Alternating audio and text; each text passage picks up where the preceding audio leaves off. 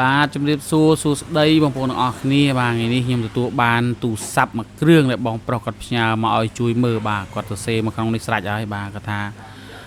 ទូរស័ព្ទគាត់នឹងវាអត់មានពន្លឺទេវាមានរូបមានអីចឹងណាបាទវាអត់តែពន្លឺទេបាទម៉ាស៊ីនអីដំណើរការធម្មតាឲ្យជួយមើលឲ្យគាត់ផងបាទគាត់ផ្ញើមកឲ្យមើលមកផ្ញើពីខេត្តផ្សេងមកណាបាទ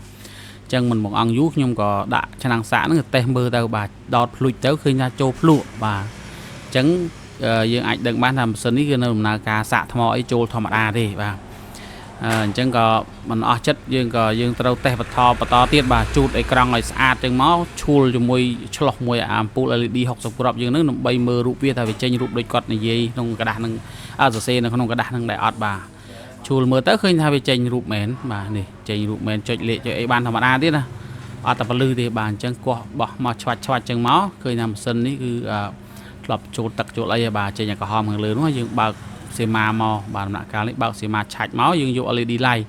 បើបញ្ហាអេក្រង់យើងយក LCD បាទប៉ុន្តែអានេះបញ្ហាពលឺយើងយក LCD light ដើម្បីមើលប្លង់វាបាទអញ្ចឹងយើងមើលមកយើងស្គាល់ជើងវាអីចឹងទៅក្នុងសៀមាគេគូប្រាប់ហើយ LED បូកបាទនេះជើង LED បូកហើយជើងទី1នេះឯងជាជើងពន្លឺវាហ្នឹងហើយយើងក៏ដោះម៉ាស៊ីនមកហើយពិនិត្យមើលតាមជាក់ស្ដែងដាក់ក្នុង microscope ឆ្លុះខ្វាច់មកឃើញថាច្រេះស្នាប់បាទនេះបាទវាច្រេះបាទជើង LED នេះគឺច្រេះជាងគេហើយច្រេះឡើងលួយឡើងមែនតើហើយបាទអញ្ចឹងយើងជូតសម្អាតវាបន្តិចទៅបាទយើងឃើញវាអញ្ចឹងហើយយើងជូតសម្អាតវាសិនដើម្បីពិនិត្យវាម្ដងទៀតបាទដល់ពេលដែលយើងជូតកន្លែងនេះខ្ញុំជូតសម្អាតវាស្អាតអញ្ចឹងទៅបាទឆាច់ផ្លុំឆែតទៅឃើញថាវាបាទជើង LED បូកហ្នឹងគឺវាច្រេះខ្លាំងជាងគេហ្នឹងគឺវាតាក់ឡាក់វាចង់ល្បេះហើយបាទវាចង់នឹងរបូតមកហើយបាទវាដាច់រឹសខាងក្រោមណាបាទអញ្ចឹងវាឃើញតែពីលើមែនតែខាងក្រោមវាដាច់គល់បាត់ហើយអញ្ចឹងវាអាចចម្លងភ្លើង LED ហ្នឹងមកចូលក្នុងអេក្រង់បានទេបាទអញ្ចឹងវាគឺពិតជាมันអាចភ្លឺបានមែនអញ្ចឹងកន្លែងនេះខ្ញុំដោះស្រាយគឺខ្ញុំសម្រាប់ចិត្តឆ្កឹះដូរក្របនឹងក្របស្នាប់ហ្នឹងមកក្របដោយមិនបាច់ចាំដូរស្នាប់ទាំងស្រុងទេអានេះអ្នកនរគ្នាអាចបាទទស្សនាកំសាន្តលេងទៅហើយអាចទុកជាបទពិសោធន៍បាទសម្រាប់បុត្រជាងយើងដែលជួបអញ្ចឹងអាចធ្វើបែបនេះបានបាទវាកធូ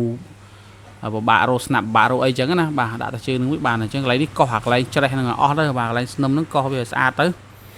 ហើយមើលតែវាឈប់ទៀមឆ្លងប៉ះគ្នាហើយយើងដាក់សណវាទៅជូតស្មាហើយដាក់សណកន្លែងនេះខ្ញុំដាក់កពកឲ្យរាងមូលធំបន្តិចដើម្បីឲ្យវាជួយខំជើងអាស្នាប់មកបកគោលនេះណាបើយើងមិនចាំដូរស្នាប់ទាំងស្រុងទេខ្ញុំនេះខ្ញុំដាក់សំណអញ្ចឹងទៅដើម្បីដាក់បកគោលថ្មិញវានឹងតែមកគ្រាប់នឹងបានហើយដូចយើងបាក់ថ្មិញយើងបាច់ដាក់ទាំងក្រាស់យើងដាក់តែមួយបាទអញ្ចឹងយើងផ្លុំវាបន្ថែមទៅឲ្យវាស៊ីខំល្អមួយអាជើងក្រោមហ្នឹងណាបាទអញ្ចឹងដាក់ស្រល់មកឆែតមកតបមកខ្ញុំក៏យកអាជើងយកថ្មិញបាទថ្មិញមួយមកគ្រាប់ហ្នឹងមកជំនួសឲ្យកន្លែងហ្នឹងបាទអញ្ចឹងផ្លុំទៅបាទបាទផ្លុំវាតិចទៅដាក់វាត្រង់ឲ្យផ្លុំវាផែតអញ្ចឹងទៅបាទកម្ដៅដាក់350កន្លែងនេះកំពុងតូចហើយសកាត់វាអឹបទៅក្រោមបន្តិចទៅបានហើយយើងកើមើលទៅឃើញថាវាណែនហើយបាទណែនប៉េះបាទណែនប៉េះហើយជូតសម្អាតវាទៅបាទកន្លែងនេះបើសិនជាយើងអានេះខ្ញុំគិតថាវាមិនមមទេបើដាក់ប៉ុណ្ណឹងណាបាទអញ្ចឹងខ្ញុំត្រូវជំនួយដល់កាវ UV បាទដាក់បន្តិចសិនទៅឲ្យវាស្ងួតអាក្រោមនឹងបន្តិចសិនដាក់ម្សាសិនបាទខ្ញុំដាក់កាវមកតង់ហើយឲ្យវារឹងបាតក្រោយយើងថែមបន្តិចទៀតបើដាក់ទាំងអស់មកកន្លែងវាកកឲ្យលើអាក្រោមជ្រីអញ្ចឹងម្ដងនេះដាក់វាឲ្យទប់ជើងឲ្យណែនដល់លើបណ្ដោយទៅឲ្យវាបានទប់គល់ហ្នឹងក៏យើងកឹបស្នាប់ម្ដង2 3 4 10ដងទៀតក៏វាអត់បញ្ហាដែរហើយការប្រើហ្នឹងក៏វាមមល្អដែរបាទអញ្ចឹងដាក់កាវ UV បន្ថែមឃើញណាបណ្ឌិតមើលទៅឃើញថាវាមមហើយប៉ុន្តែអាកាវនេះរឹងណាបាទរឹងដូចបតចឹងអានេះរឹងព្រឹសរឹងដូចស៊ីម៉ង់បាទអញ្ចឹងបន្ទាប់ពីយើងបានធ្វើការជួសជុលលើថ្មិញស្នាប់អេក្រង់នឹងហើយយើងមកដាក់តេស្តមើលបងប្អូនគ្នាដើម្បីអ៊ុតបាទថាវាដំណើរការដែរអត់បាទបើសិនជាដំណើរការគឺយើងបានសុបបាទបើមិនដំណើរការទេគឺថាសៀងហើយបាទអញ្ចឹងយើងកឹបហើយយើងចុចបើកឆាច់មកបាទផែតគឺថា Realme ខ្វាច់ចេញមកប៉ុណ្ណេះហើយគឺថា